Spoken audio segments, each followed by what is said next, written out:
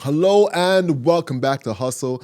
I'm Alex, the host of the show, and it is another day in the Podathon. If you don't know, we're doing a Podathon that is one episode a day, and honestly, it is challenging, but we are pushing through. Today, honestly, I want to give you guys an inside look into the day I thought my business was gonna fail and how I made it out of that because man, I had a challenging summer. Before I get into it, listen, you are the summation of the people around you and the content that you consume. I created this podcast. I'm creating these episodes for you to have a edifying, addition to the rotation of things you listen to. So if you want more of that, I highly suggest you subscribe. Let's lock it in, bro, and make it happen. So hit that subscribe button and let's get into that.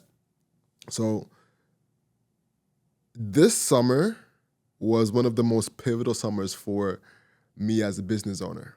Last episode, I talked to you guys about becoming a business owner and quitting my 9 to 5. And now I want to talk to you about the months and timeline of me thinking it was all over.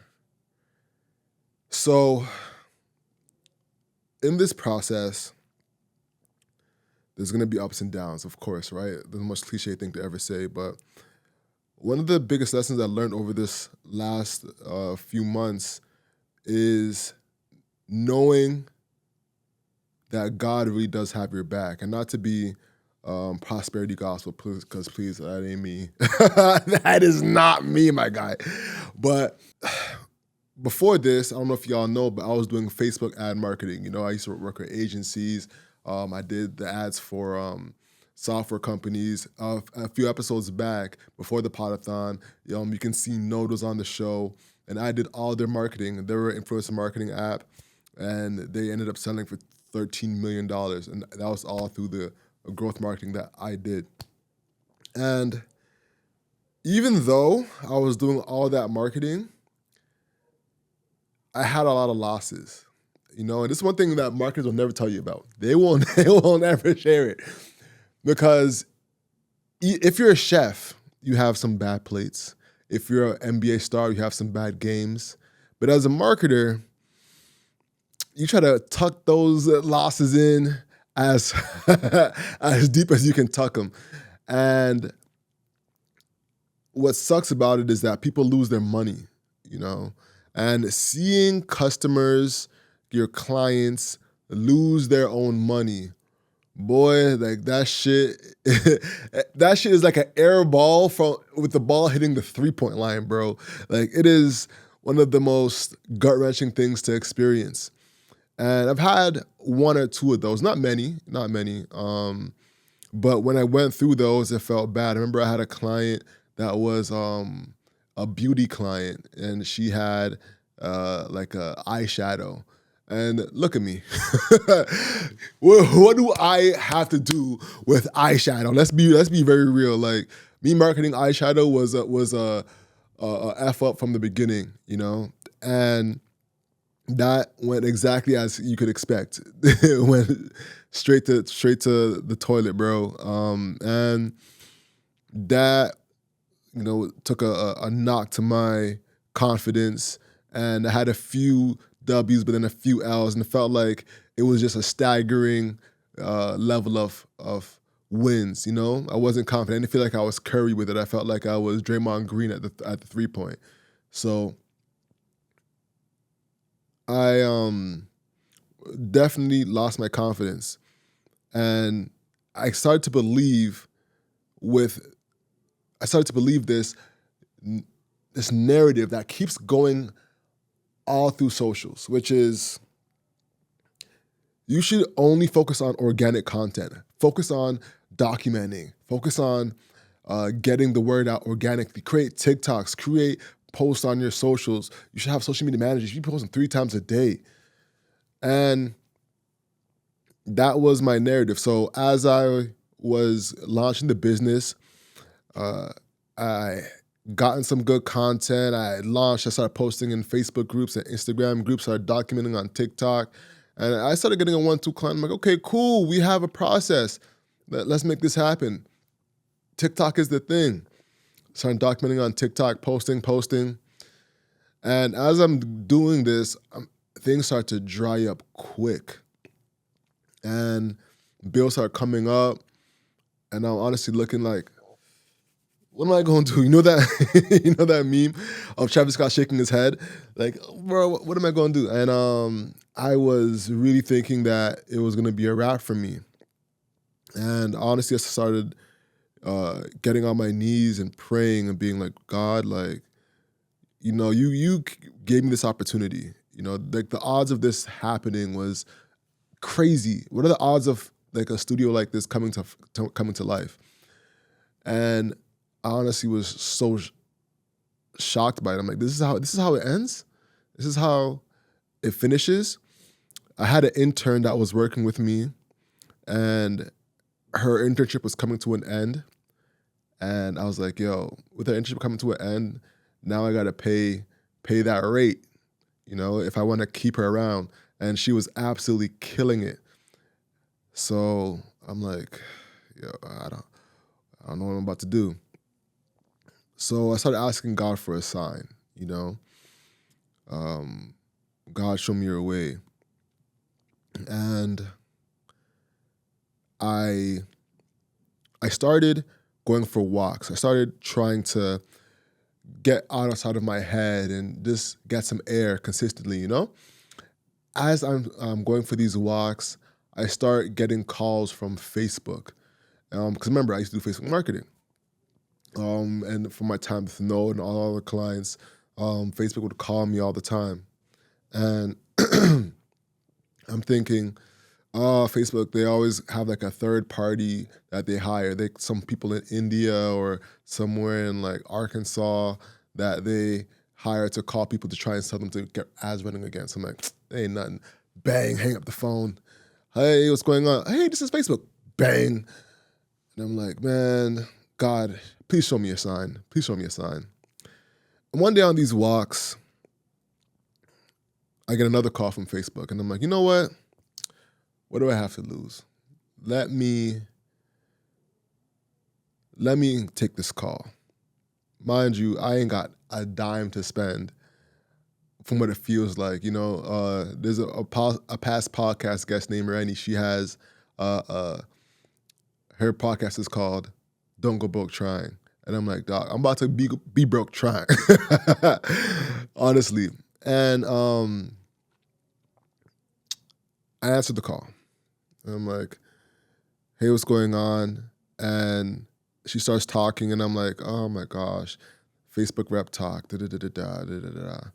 Suddenly I hear these few words that struck a chord with me. She says, oh, and we have ad credit for you. Now, when I heard that, I was like, ad credit? What? Ad credit? What are you talking about? Because if you familiar, on Google all the time, on LinkedIn all the time, there's this little thing that they do where they'll give you a little promo and then say, if you spend $500, if you spend $400, we'll give you an additional $400 on top. And I'm like, okay, all right, that's all right, but that isn't really a discount. I still got to spend money, So I'm like, okay, give me the details. What are you talking about? And she says, we have ad credit for you to get back marketing for $1,000. I said, excuse me, what? Excuse me, what? I was like, I beg your pardon? Yo, when I tell you, I felt like this is a sign. Honestly, I felt like it was a sign, yo.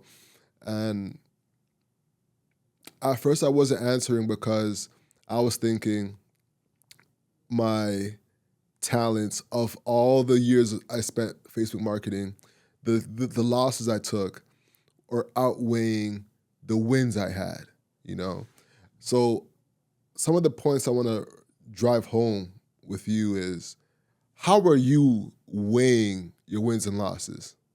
How are you weighing your ups and downs right now? You know, because I was definitely not weighing mine in the right manner. So with that, I'm like, all right, let's make something happen. I said, all right, 1,000. Talk to me about this 1,000. She says 1,000 USD. I said, USD? Okay. Because mind you, I'm in Canada. I know most of y'all are in the States, are in Atlanta, New York, Florida, et cetera, et cetera. But over here, man, like, yeah, USD to Canadian makes a big difference. It's about like a 40% jump right now, 30 to 40% jump. So 1,300 is more like 1,800, or 1,000 is more like 1,300. So I'm like, okay, cool. This is promising. And I'm like, all right, let's spread this thing out. So that $1,000, 1,000 USD, I break it down into like 3 to 4 months and start spending $200 to $300 a month. And when I tell you, that changed the game. And it was a telltale sign that, like I said, your losses do not define you. I was not running any ads while knowing 10 years of experience because I was letting my losses define me, bro. That's when I let that sink in. That really had me, and I'm like, bro, I can't be doing that again. I cannot let that ever get to me again. I gotta start stepping into my bag of things that I know I'm confident in, and whatever I'm not confident in, letting that go to somebody that's better. One thing that I absolutely suck in is calendars. I turned 65 years old when it comes to calendars. It's embarrassing. I've double scheduled myself with other people. I've had people say, "Oh, did you send the wrong date?" And it's a consistent thing. It's like the bane of my existence. I don't get why calendars don't make sense to me, but I need an assistant for that, and shout out to my assistant, because if it wasn't for her, I'd be out here looking crazy. But, as I go deeper down this journey, I was like, man, let's make this thing happen.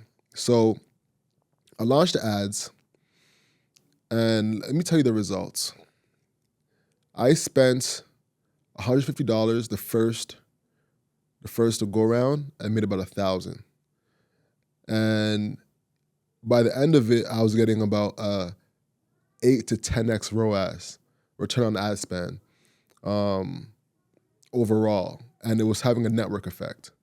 I learned this one trick on Meta, which I'm happy to share with you. A lot of times, Facebook is letting Instagram be its main carrier. Let me ask you something. How often are you going on both Instagram and Facebook? Or are you staying on Instagram predominantly? You're probably staying on Instagram predominantly, right? Right. So when you launch an ad on Facebook, you, for some reason, can have placements all over the platform. But a simple trick, tick off Facebook, tick off any other platform, and just focus on Instagram.